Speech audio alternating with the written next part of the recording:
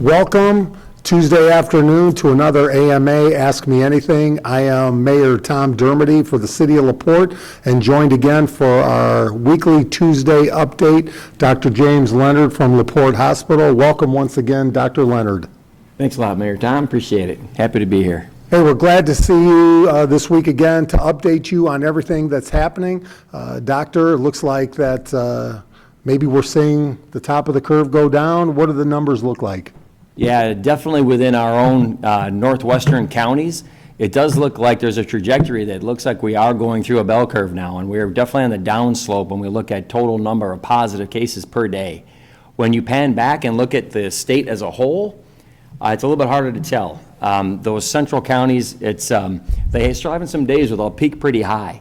So, but I would say, it's probably safe to say that they are running a little bit flat at this time at least. I think maybe give it 2 or 3 more days to see additional trajectory. I think we'll be able to see most of that going down. So I think that overall, yeah, we're at minimum. We're flattening this out, and it does appear within our local counties here that we have controlled this, and it is on its way down. And while we're sharing information, we encourage you to send us a question via Facebook page so that the doctor can answer it. Our numbers overall in the county, we had a uptick here at the Westville prison, but of the 140 some, 122 of those of Westville. So I think LaPorte County overall is in good shape, but they do have to get that addressed with the Department of Corrections. Right, they're doing a great job of containing that situation there. They are releasing only those patients that they're certain they can't properly handle on their own. They have their own ward, medical ward, and 2 great physicians with oversight from a Department of Corrections chief medical officer. They're doing a phenomenal job. We're in communication daily with the state, with Department of Corrections, and with other surrounding hospitals, with the Westville Corrections to understand exactly what the situation is that they're looking at there, the number of cases that they're dealing with, and how they're able to contain it. So all hospitals have agreed to cooperate and take what we need to help them out and stabilize those patients. And so for those individuals, the weather's getting nicer, they're getting out and about, social distancing, even though we might be seeing a reduction in the curve or lowering, how important is social distancing, and we're far from being out of the loop here? Yeah, it's still, it's not game over here at all. And I hate to overuse the phrase, but it's the new normal. We have to begin to understand and live within what is going to be a new normal. Distancing is still very important. Covering your cough is still very important. Hygiene, very important.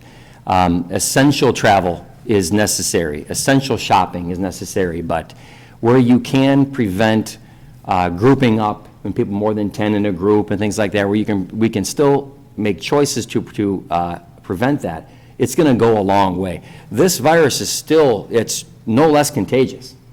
And we've proven that when you group up and you have anybody that's positive, even the asymptomatic carriers, you can spread very, very quickly. So we really shouldn't be stopping what we're doing right now. But we are getting, when you look at the numbers and you look at our trajectory, it's overall it's looking good for us. So everything we have been doing as a state and as a community within our own county, we're doing an excellent job, and that is now beginning to pay off. Governor Holcomb just brought up in his talk yesterday, he made that executive order that he's now allowed the release of elective surgeries to begin to occur again. And that's very important. These aren't just elective in the sense of not necessary. They truly are necessary procedures and surgeries that need to be performed. That's regarding treatment for patients that otherwise, if not treated or receiving these procedures or surgeries, would otherwise have complications, increased mortality, things like that. So this is very important for us to be able to care for our community better this way. So it was great news to hear this coming from the governor that we can begin to prepare for that.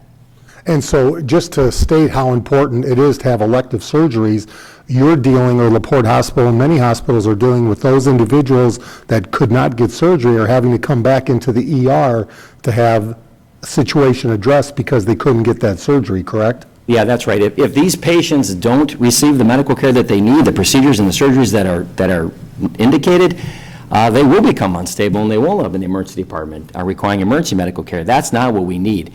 This time to get back to mainstream population health and health maintenance, And that's what we're eager to be able to start doing now. And so with that, I want to remind everybody, if you're experiencing symptoms, call LaPorte Hospital's coronavirus screening line, 833-576-3627, and that's 833-576-3627. What does that mean when we've heard that the testing's going in-house at LaPorte Hospital? What is the turnaround? Yeah, so there's additional testing being done now. We still have the supply for state testing. We still have our resource with some private labs like LabCorp and Quest. Those labs are giving us a 24-hour turnaround on test results, which is great. Again, we still do have the state there where we need that support as well. But now we have our own testing. It's same type of test. It's a real-time PCR test, nasal swab test, that's testing for the presence of the virus itself. And we have, it can turn around a test result within an hour. And that's very important. That is one of the most important things that's going to help us and enable us to open up the medical care that we can provide, again, elective surgeries and procedures. So it's a game changer for us to be able to provide this to our community. And how will you be deciding who gets the hour test versus who gets the day or two test? Right, so when time matters, that's very important. We want to, patients that are coming to the emergency department, that are going to be admitted to the hospital, we really want to know, do they have the coronavirus or don't they? If they test positive, then we would put them in the COVID unit, we call it. That's the locations where the patients can receive intensive care, intermediate medical care, general medical care. We've got space allocated throughout the entire hospital unit specifically where these patients are going to be, where they're going to be cohorted and cared for properly. But what that allows you now, when you have the test and you know you have that positive or negative, you put the positives all together and you keep the negatives away from those other patients, versus where we used to have, they're called patients under investigation. They have all the symptoms. You want to protect them and keep those patients away from others and not infect others, so you put them in a cohorted area within the hospital as well, all under investigation. Some of those could be positive, some of those could be negative. So this new situation, this new ability to test quickly and get information quickly allows us to more accurately identify who has and who doesn't have the virus, and then we can properly locate and place those patients in the proper settings. Or maybe even first responders, those individuals that are out there, and I'm going to ask that with our police, our fire, and so forth, who are going there, and we're not getting a lot of good responses from individuals that they may be addressing to tell them that, hey, if they've been COVID or addressed COVID, we need to protect our first responders. And I think I've appreciated all of LaPorte Hospital's willingness to partner with us and make sure those individuals, when necessary, are tested quickly. Yeah, right. So right now, we just got our first supply in this week of these additional ways to test. As we begin to understand what we'll call it a burn rate, how often we have to apply the test to all these patients being admitted, we're sharing this with our sister hospitals, with Stark Hospital and LaPorte Hospital. They don't have the same machine, and they have patients with the same needs that we have here at LaPorte Hospital. So in order of priority, it's these admitted patients that we really need to know right away who are going to, positive or negative. We're going to learn in short order how quickly we burn through these tests. We're going to have a weekly supply of new tests coming in. So we are very confident that we're going to be able to add on in more inclusion patients, healthcare workers, first responders, things like that, getting additional tests. 2 tests are better than one.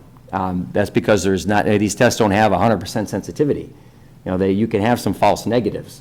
So when you get a first negative test, when you really want to be sure that patient doesn't have it, it would be even better to perform a second test. So when we have the supply to allow us to do that for more patients, we will. We're currently already doing that in situations where we have patients in skilled nursing facilities.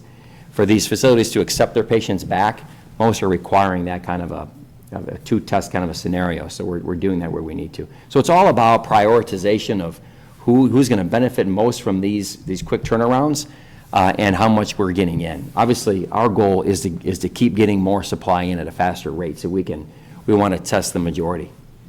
Now, personally, the testing isn't a lot of fun. I'm going to say that they're going to stretch back in, and you're going to know they were in there. This will not be the tickle of the nose, correct? To get the right information, you need to do it right. Right. Yeah. Unfortunately, I got to be honest. The sample has to be collected in the right location. the virus concentrates itself further back in the nasal passage. And the nasal passage runs back into the nose, back toward the eyes, the middle of the eye area, not up. So you have to pass the swab back that way. Now, it makes you cringe when you think about it, but just understand that the nasal cavity it's pretty big, and there's a lot of space in there. So to be able to pass a swab as narrow as it is, even as long as it is, it can safely get back there. As long as you understand what's coming, I think it helps you prepare as to what you're going to be dealing with. And then you got to get it back far enough and then move it around enough to be able to swipe the lining of the mucosa there and get an adequate sample. But that's the thing. You want to have an accurate sample. You want to know, do I really have it or do I not?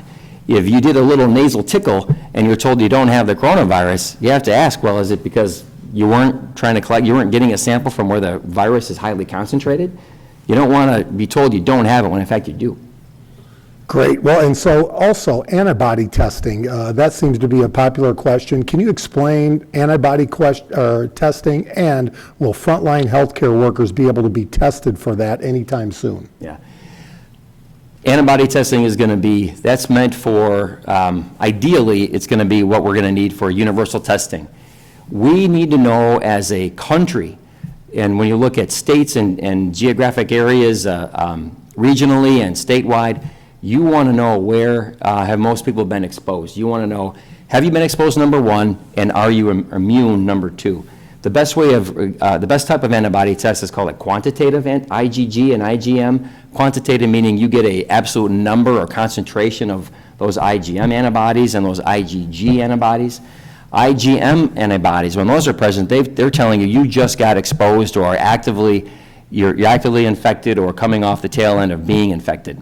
As your body builds the real immunity, you're getting over the disease and you're developing a true immunity, hopefully, properly, you're going to get a higher and higher level of IgG antibodies. So when you can test the majority of the population, now you know who's been exposed, who's actively, potentially still infectious. Those would have a high IgM levels of antibodies, are still likely to be contagious. And then those that have the IgGs, those are the folks that have been exposed and they're likely to be immune. So that understanding within an entire population who's already been exposed, who has it, who's immune, is really going to help us to begin to finally let go of this whole thing when it comes to social distancing and all of that. I think it's going to be a combination of, as these antibodies tests continue to start to roll out, we're going to begin to test. And again, you're going to want to test those populations that are most susceptible to the disease, especially those in skilled nursing facilities, those that have the comorbid conditions, over 65, cancer patients, immunocompromised patients, heart disease patients. There's probably going to be a criteria or an inclusion population of patients who will get those antibody tests first. And then as more supply rolls out, the goal is to be to test everyone. As we do that, we're going to start to see, we'll see where we are with development of a vaccination. So universal testing with antibody tests, and the vaccination being rolled out is what's going to allow us to finally get back to life as normal. But it won't be the same test as what the current test is. If everybody else is getting, that's my issue, not Doc's issue. Also, do you anticipate extending the stay-at-home order beyond May 1st, or is it too soon to know? I would take that on. I think Governor Holcomb for the state of Indiana is looking to open up soon, May 1st, May 4th, but I would say cautiously. He's looking to open up, and we do have to be careful, I think, even from a medical perspective, May 1st, May 4th, and I know it won't make a lot of people happy. We don't want to just open the doors and go to business as usual. This will be a new normal, and we still are going to have to be cautious and highly recommending. I would say that you could probably almost guarantee now, May 1st, May 4th, those with underlying conditions are still not going to be ready, should not be ready to go out and interact with the public. Yeah, I'd imagine that as we begin to provide these elective surgeries and we're getting more patients in our hospital and more folks are out and about for these reasons, I'm sure the state will continue to watch within each county and statewide what our numbers are doing. Are we going to get a rise in more cases because we have more folks out and being potentially exposed? I think if our numbers stay flat and continue to go in the right direction, even with these elective surgeries and other things that are beginning to open up a little bit, I think that'll really help the state to make a decision as to whether or not May 1st is still our our target date. Dealing with Westville, we do have people that are asking questions about the Westville Department of Corrections, and you may not be directly involved there, but can the prison pandemic virus incubator numbers be curved? Can the numbers be Curved. Be curved? At a situation at the Department of Yes, I Corrections. I understand. believe that's what the question is. As I understand it, they're doing everything they can to segregate out those patients that are positive and that they suspect could have been exposed to those who they do not expect to have been exposed. There's only so much space, there's only so much room as they dorm the offenders, but they're doing everything they can on how they bunk the individuals, how they separate them out, how they're, as far as how their meals go. They're doing everything that they can, but they are under some constraints, some space constraints to be able to do that effectively. And this is something that you see in institutions like this all the time. It's just, it's unavoidable to have, where you're going to get some cases, but they are doing a great job. And in our daily talks, and you hear about all the things that they're doing to try to prevent the spread and separate out, they're doing everything that they can. So I may have missed this, but how many COVID patients are in LaPorte Hospital, if any, right now? In the hospital right now, we have 2 patients total. There's, and the patients are in stable condition, being cared for now under the proper care of physicians and nurses that are getting the proper PPE. And so those numbers, that's a trajectory that's going down. We had several, the PUIs, patients under investigation, we had 17 of those last time we spoke. We don't have PUIs anymore. Those are the ones that are under investigation. With this new test that we have, now we know for sure, or with a lot more degree of certainty, patients they do have the disease or they don't have the disease. So in hospital, our numbers really have been trending down, which is a major positive. In the county as a whole, yesterday's numbers were reported up by the state at 140 total. That is a spike from what we talked about last week, but the far majority of that was coming from the Westville cases that are there. Porter County's at 183. Stark County ticked up just one more case to 11. St. Joe's at 442. Marion County, 4,176. And Lake County, 1,227. Last week I spoke of how many fold increase this was. Well, it was to the effect of 3 to 5-fold increases in numbers last week compared to the 2 weeks prior.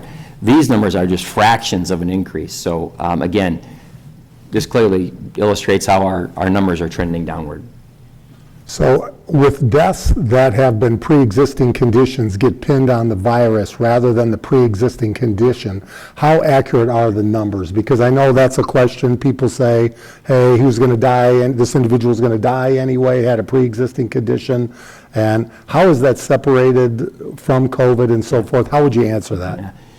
So you're thinking about, did the patient, take a patient with heart disease, did the patient die from sudden cardiac arrest, from a heart attack, or from congestive heart failure while having the virus, versus dying from complications of the virus? The absolute far majority of deaths related to COVID-19 are because of the virus itself. It's the effect on the lungs and the inability of the lungs to ventilate out carbon dioxide and exchange carbon dioxide and oxygen. When that can happen because of mechanical damage, the lungs don't function, you can't oxygenate, and that's what then will begin to shut the organs down. So if you're not getting say for what we're talking heart disease again, you have a patient with heart disease that, maybe some coronary artery disease where there's a decreased blood flow through the coronaries providing oxygen to the heart on a regular basis. Well, that kind of patient really needs that good supply of oxygenated blood. So with that, now you throw COVID-19 on top of it, and the damage that it does to the lungs. Now you're not able to ventilate and oxygenate. Now you're reducing your oxygen concentration in your blood. That's going to add further strain onto the heart, or that patient that is more susceptible to a bad outcome. But it's primarily due to all of the damage that's done from the virus itself upon our lungs and the ability of preventing our lungs to do what they're meant to do. So take it serious. In other words, we can't blame those pre-existing conditions or those additional conditions. You can't guarantee those individuals would not have passed away, but we know COVID plays an effect on that, and that is the cause. It's very real. When you look at, you review each death and you understand what the cause of the death was from a pathophysiology standpoint, you realize that it's failure, it's pulmonary failure. It's failure of the lungs to do their job. And that's what leads to other organs then not receiving the critical oxygen supply that they need. And then all those other organs shut down.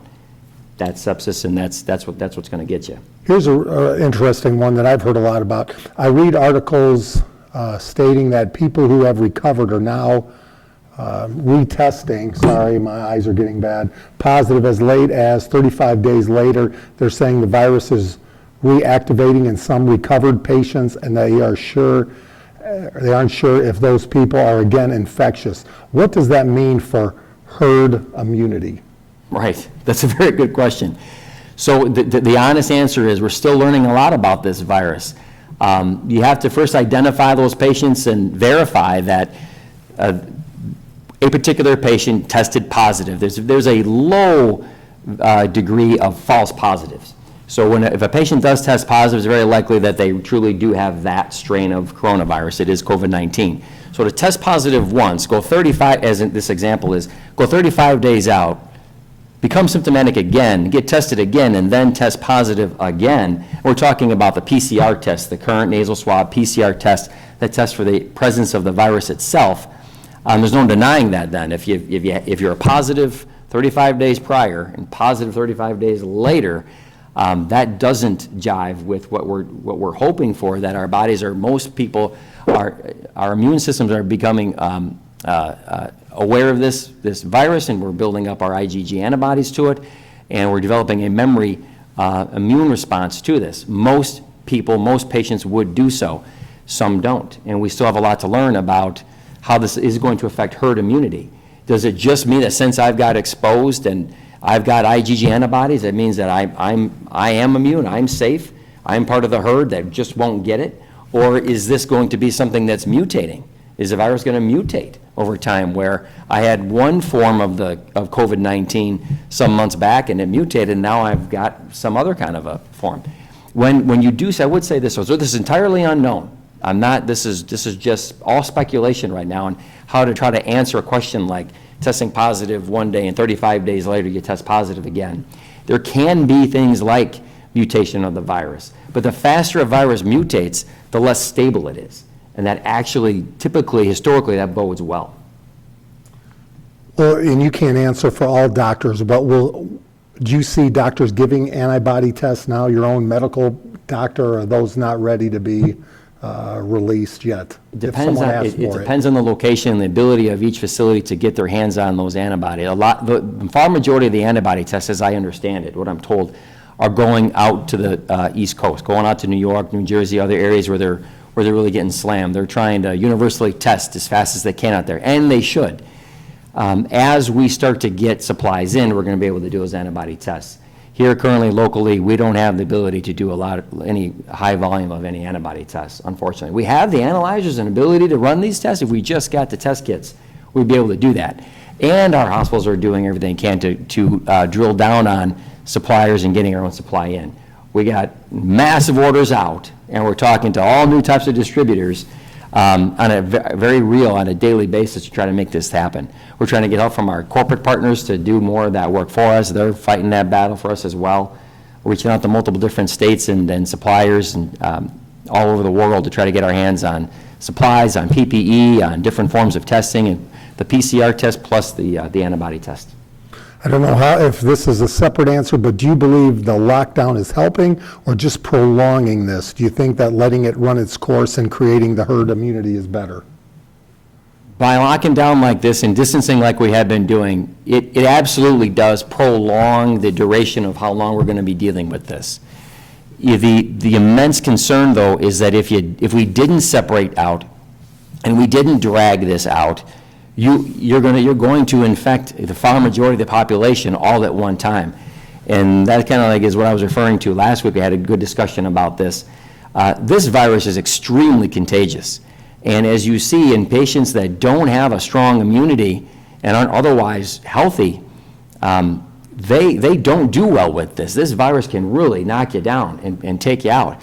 So if you just get through it, so to speak, where we all get infected in a short period of time, you're going to see the highest number possible of all those infected and the highest number possible of all those who are severely infected and the highest number possible of all those who are going to die. And when it comes to that, then you, of course, you get into a situation where you think about the size of hospitals, hospital beds, ventilators, all those things. And all the hospitals in the state aren't going to be able to handle the number of patients that are going to be requiring true medical care, stabilizing medical care, intensive care unit type care. And then you're stuck making decisions on who's going to get a ventilator or not. And that's just a horrible situation. So I have a lot of faith in what we've done and what we are continuing to do. I know that it is the right thing to do morally. I don't think that there's any other appropriate way of trying to get through this. So, again, recent studies showing that infection rate is far higher than initially thought, meaning it's far less lethal. Just curious of your opinion on that. Yeah, that goes along with what I was just saying about the contagiousness of this whole thing. I agree. If you could universally test with these antibody tests, if you could universally test everyone, our numbers are going to spike through the roof. There are so many, I'd expect, asymptomatic carriers that are out there right now. I'm sure our numbers are much higher than what we're really getting.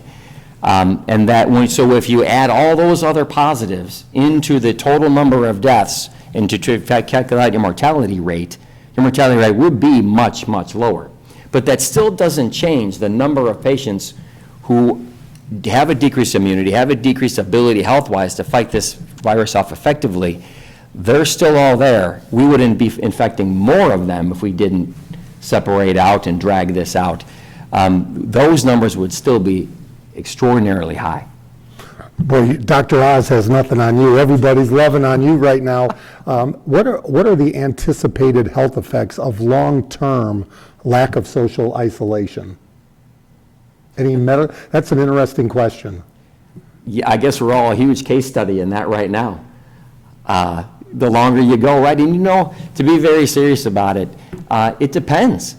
Those who have a stronger or deeper social support group, closer family and friends like that, and those that do connect, reach out by phone and texting and Skyping and Zooming and this kind of thing.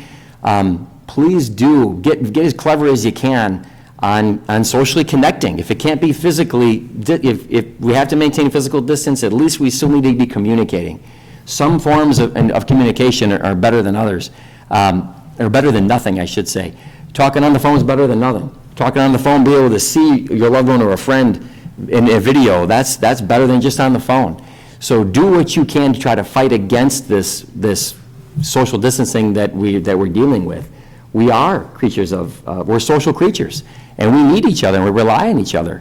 I don't think there's a soul out there that isn't somewhat affected by this. So that's a great question, and we're all going through this, all of us. And there are some that really don't have as deep a support group and can get clever as others and being able to deal with this. For those, you do need support, you do need help. So please do reach out.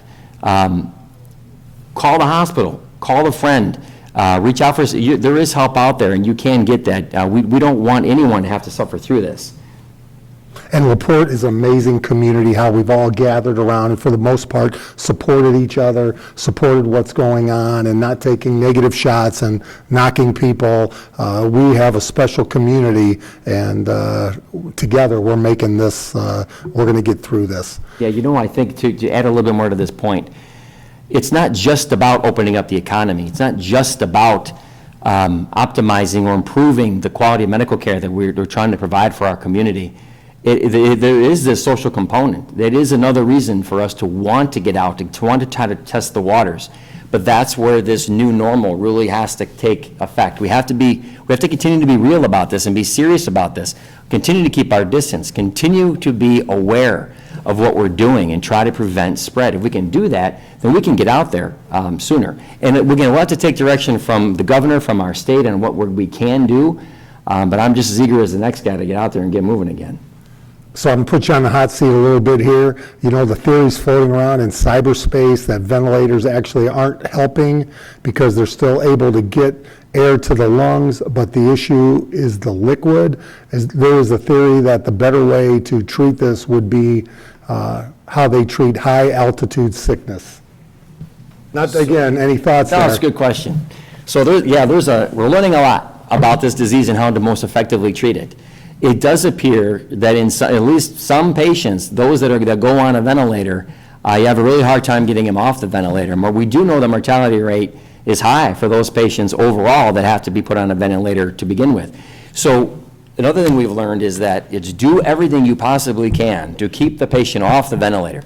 Sometimes it's all that you can do, and it is the final redeeming, life-saving modality that you just have to go to, meaning there will be death if you don't get that patient on the ventilator, because you can control airflow, pressure, and a bunch of different settings on how when you consider lung function and how our lungs operate, you can really affect that and tweak that when you can put a patient on a ventilator.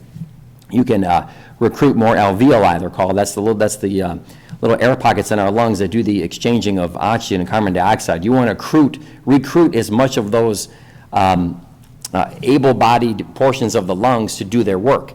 So sometimes if you didn't have the ventilator, you wouldn't be able to do that, and then your only other outcome is death.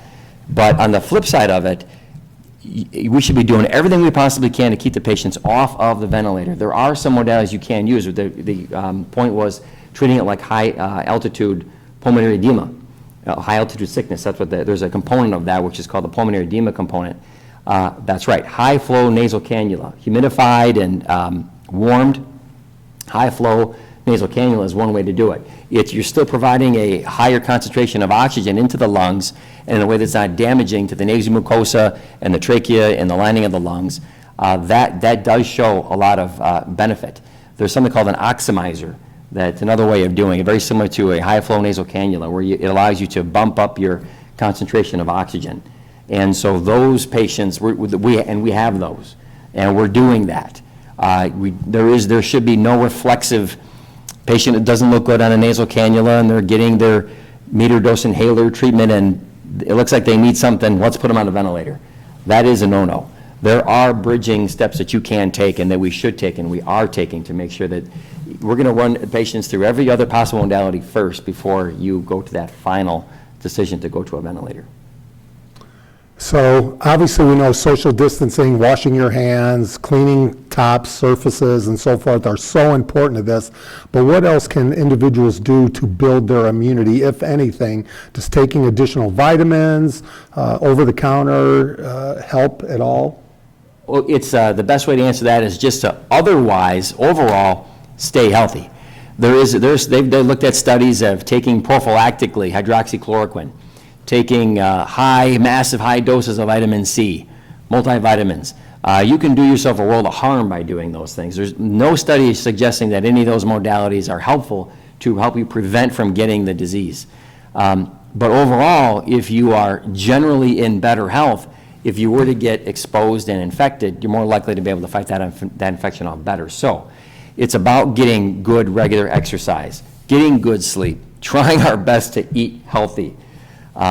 Eat healthy, sleep healthy, socialize in a healthy way, exercise, dive into hobbies. Anything you can do as far as to promote a healthy state of living is the best that you can do to help to arm yourself and prepare yourself if you were to get infected.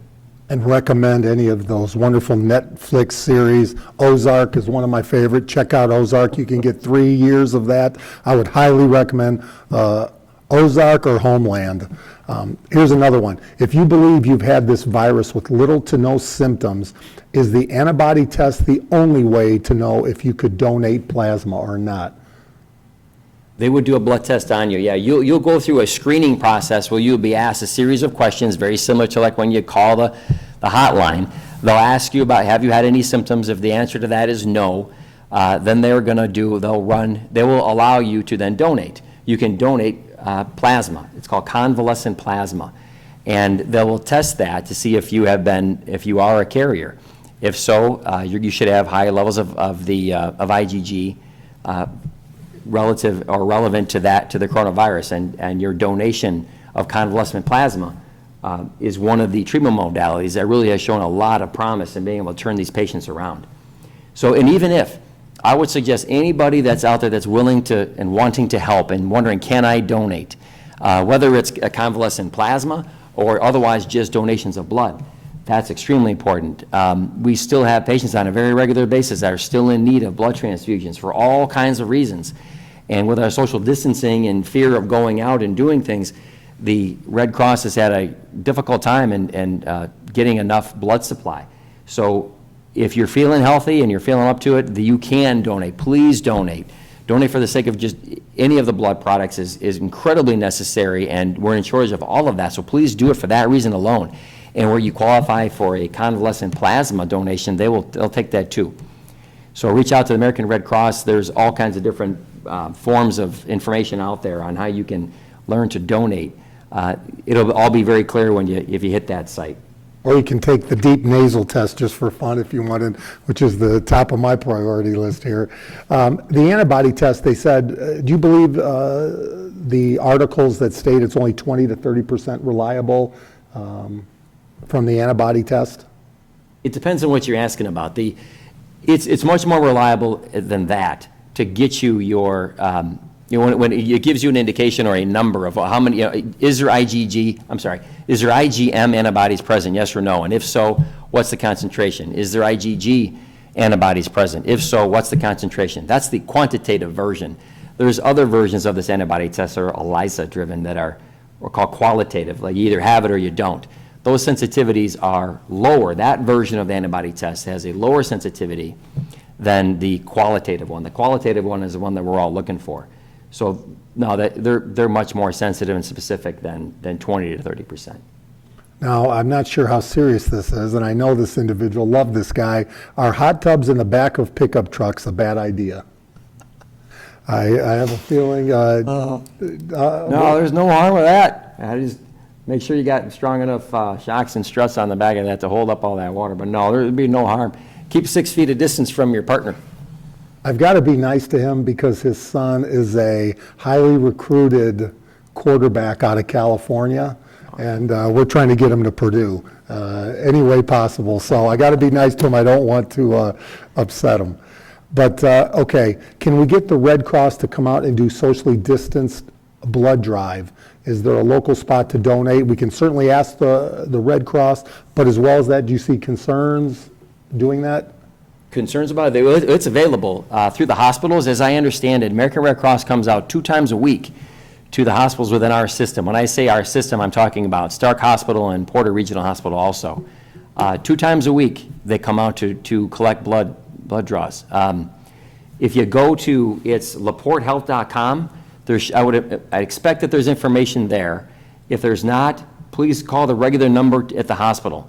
That's 219-326-1234, and just ask that way too, and we'll be able to directly answer that question for you.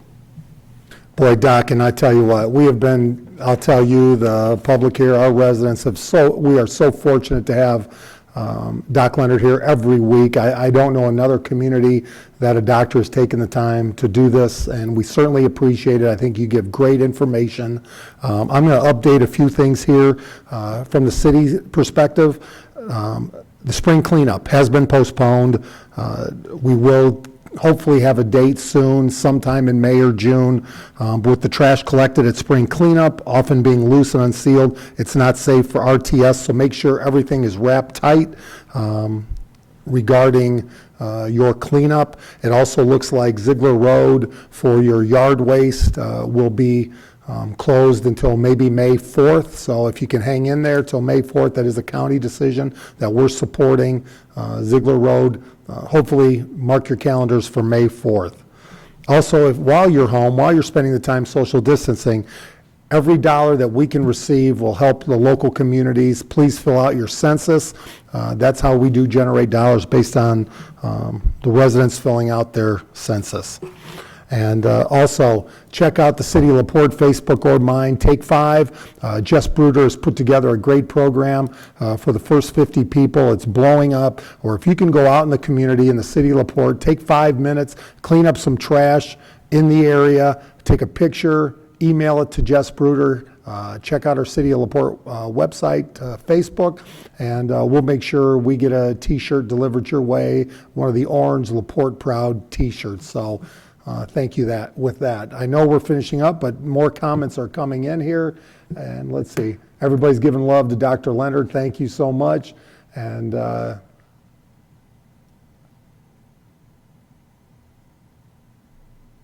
I think as we lead into this, Doctor, a lot of people, what's essential. The governor has decided what's essential and non-essential. We're trying to be responsible. We have the Retail Responsibility Act coming to an end at May 1st. The extension of that, we're talking with retailers right now, but I think it's important, even if that does not extend and the governor says, hey, we're going to get somewhat back to normal, May 1st, going to the grocery store, going to those areas, masks, gloves, protection, and not bringing the entire. I know one of the issues people had with our executive order or my executive order were only one member per family. If that does not extend, that doesn't necessarily mean you want to bring 4 and 5 members of your family into the store, as unpopular as that may be, to keep not only us safe, but the employees safe. Yeah, stay aware, stay vigilant to this whole thing. Continue to use common sense. When you go out to the store, wherever you are, if you can, if there's a way to keep your distance, that 6-foot distance, why not? Be safe. When you're going shopping, bring your list with you. Grab only what you're going to take. Still be safe about it. Wipe down the shopping cart, things like that. That's going to go an incredibly long way. That'll keep us safe in the long term, eternally. If we can keep doing that, we'll get through this no matter what. I just say the big news here is the ability of the hospital now to be able to care for our patients more extensively with these essential and what they call elective, but was still very essential surgeries. So for those patients that are out there, if you feel that you've been in contact with your physician and you know that you're on the docket or you're on the list and for a surgery or procedure and that somehow has been postponed or delayed because of this COVID-19 shutdown, please, if you're not already being reached out to, first of all, the hospital will, and the physicians or offices, they will be reaching out to the patients that they know that they have an association with and they've talked to you about a procedure or a surgery being necessary. Those offices will be doing that, but please feel free to reach out to them too and re-ask the question, where am I at on this? Do I qualify? What's the next step in my plan of care? And as well, we just had a message, do not wear gloves in public, sanitize or wash your hands. You're risking more cross-contamination. And I've had a couple people, and I forgot, and I was wrong. I didn't have my mask on when I went to the grocery store, and people pointed me out for it, deservingly so. Sometimes I try to run in really quick and I forget. But the other part, even with the fruit, people have to be careful, monitor what you're going to grab, but don't grab something, look at it, and then put it back down, because now you're contaminating for other people as well. Yeah, the glove thing that's important. There's a false sense of infection prevention if you got your gloves on, but all you're doing, you're just going around touching everything, and you're not getting it on your fingers, but you have spread it everywhere you've touched. Beauticians, hairstylists, barbers are all part of the important. Everybody wants to get their hair cut, and the governor will be deciding what comes out in early May. I'm sure whatever comes out, we need to be safe, need to be careful. If restaurants come out, the city's going to work with them to make sure there's proper social distancing within those restaurants. But it's not like everybody's going to, I don't have a belief that everybody's going to suddenly run in, start eating indoors versus catering, carrying out. And we have great restaurants. Please help them right now with catering, delivery, and let's help support them so that they're ready. When we do come out of this, they're ready to go. Yeah, good point. There's no suggestion that prepared foods are a carrier for this virus, so it's definitely safe to go out and do that. Please do support our local restaurants and other companies. And again, maybe we'll come out with the top 10 of Netflix series or other series to watch with the family. I've tried to watch about everything possible. I would also like to take a minute. Tim Franke, Dunlin Media, you can't see him right now, but he is taking time away from his business to volunteer his efforts here, and we certainly appreciate that. And now is the time, if you're a business and need social media, if you need promotion and support, website development, please check out Dunlin Media, Tim Franke. He does fantastic work, and we're lucky to have him here to do this. As well, I think I'm going to close up shop here pretty quick. Let's see if we have a last couple questions. Picked up chips on salsa and El queso dip from El Bracero last night. There you go. It was phenomenal. And people are getting ready to get back to normal. But Doc, any last points before we come on? You'll be here next Tuesday again. Getting back to normal, but it's, as you remind everybody, it has to be a new normal so we're not dealing with this again during the summer. Yeah, I think as long as we have meaningful updates to bring, I will be happy. It'd be my privilege to come out and continue to offer whatever information I can. And again, I'm just one physician. I represent the hospital and our medical staff, but we have a phenomenal group of physicians and nurses and healthcare workers at our hospital. I'm so proud of everyone that works there and the work that they're doing for this community. I'm very proud of this community. I love it. So we are all in this together. So kudos to our healthcare workers and our first responders and to everyone out there that's doing everything they can to have gotten us to this situation we're at today. It's awesome to be able to talk about letting up a little bit now because of all the things that we've done so well these past few weeks. So well done. And please just keep vigilant about the distancing permanently until we hear otherwise, that this battle is completely over. If we continue to distance and make wise decisions with our hygiene throughout this entire thing, then I think getting out to additional businesses and getting out to eat and getting out to see each other more face to face is going to be, we're going to be able to do that, and we're going to be safe to do that.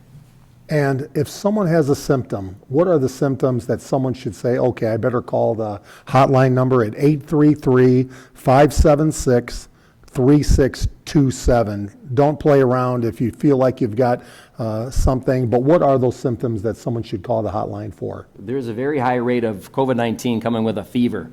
So if you just feel hot, feverish, without any other symptoms, you should call. You should get tested. Some folks just have a simple cough, a little runny nose and a cough, maybe no other symptoms at all. That may be your version of having it. That's very similar to we talk about asymptomatic. Well, there's the mildly symptomatic patients too. So cough, body aches and pains, shortness of breath. Sometimes this begins with just a minor sore throat. That's uncommon, but it can happen on the early onset. And fever. If you subjectively, meaning you just feel that you may have a fever, that's good enough. Make a phone call and go through the screening process, and we'll take care of you. And I guess the fever being over 100 or just a fever, or? Depends on what definition you use. 100.4 is the medical definition that most physicians go by. I'd say, if you get anything in the 99.5 or higher, or a number that's considerably larger for you, if you take your temperature with a thermometer under your tongue, and normally say you run at 97.5. And now you're at 99.5. Well, consider that to be reasonable. If you took your temperature because you felt like there was something, you're having symptoms, you don't feel like yourself, and you see what you think is a substantial rise or a meaningful rise compared to what your normal is, make the phone call. That'd be your version of a fever. We'll end it on that, 833-576-3627. On behalf of our community, thank you, Dr. Leonard. Thank you to all the healthcare workers, the frontline ones at LaPorte Hospital and everywhere that are putting themselves at risk to help us and our community get over it. So please pass that on. And next Tuesday with Dr. Leonard at AMA, stay tuned this Friday. We'll have a special guest this Friday, 3 o'clock, and we'll see you then. If you need information in between then, 219-363-7293. Text me. That's the best way, with your name, and we'll try to get you information. Ask or follow Tom Dermody, LaPorte Mayor Facebook page, or the City of LaPorte Facebook page, and together we will get through this. Thank you very much.